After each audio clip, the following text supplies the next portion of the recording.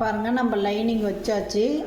இது வச்ச பிறகு இதை நம்ம என்ன செய்யலாம்னா, நம்ம ப்ரீல் வைக்கணும் இல்லையா? ப்ரீல் வைக்கிறதுக்கு முன்னாடி நம்ம குண்டூசி போட்டுக்கலாம். குண்டூசி போட்டுக்கணுங்கன்னா நம்மளுக்கு ஈஸியாக இருக்கும். எவ்வளோ அளவோ அந்த அளவுக்கு தகுந்த மாதிரி, இல்லைன்னா நம்ம பிரித்து தைக்க வேண்டியதாக இருக்கும்.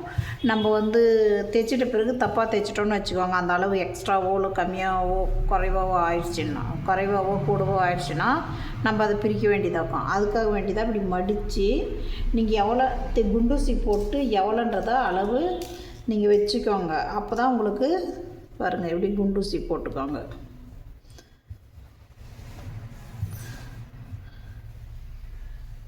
ஒரே அளவாக மடிச்சுன்னு வரணும். மடித்து குண்டூசி போட்டு இடுப்பளவை நீங்கள் அளவு எடுத்துக்கோங்க. அளவு எடுத்துட்டு உங்களுக்கு எவ்வளோ வேணுமோ அவ்வளோ நல்லா பெருசாக ஃபுல்லாக போட்டுக்கோங்க. இதே மாதிரி பட்டு பாவாடைக்கெல்லாம் கொஞ்சம் நல்லா பெருசாக எடுத்திங்கன்னா தான் இந்த ப்ளீட்ஸ் நல்லாயிருக்கும் பார்க்க. குட்டி குட்டியாக எடுத்திங்கன்னா நல்லா இருக்காது. அதுக்காக தான் நான் பெருசாக எடுக்கிறேன். இது மாதிரி பெருசாக எடுங்க. குட்டி குட்டியாக எடுக்கணுன்னா நீங்கள் சிம்மி இந்த மாதிரி பெட்டிக்கோட்டு அந்த மாதிரி தைக்கிறதுக்கு தான் குட்டி குட்டியாக எடுக்கணும்.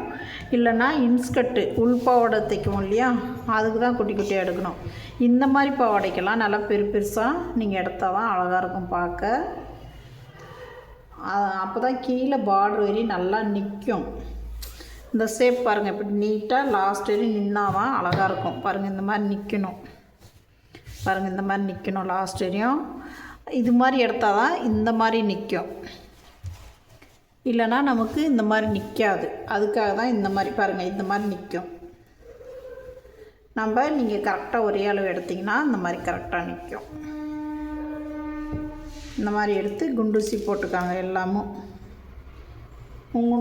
உங்களுக்கு அளவு எடுக்கிறது எனக்கு ஒரே அளவாக வரலை, எப்படி எடுக்கிறதுன்னு தெரிலனா இன்ச்சு அளவு எடுத்துக்கோங்க. 2 இன்ச்சு சைஸு, அப்படி இல்லை 1.5 இன்ச்சு 1 இன்ச்சு. நீங்கள் என்ன இன்ஸ்கர்ட் தைக்கிறீங்களோ, ஸ்கர்ட்டு என்ன தைக்கிறீங்களோ அதுக்கு தகுந்த மாதிரியான இது மடிப்பினுடைய அளவு எடுத்துக்கோங்க.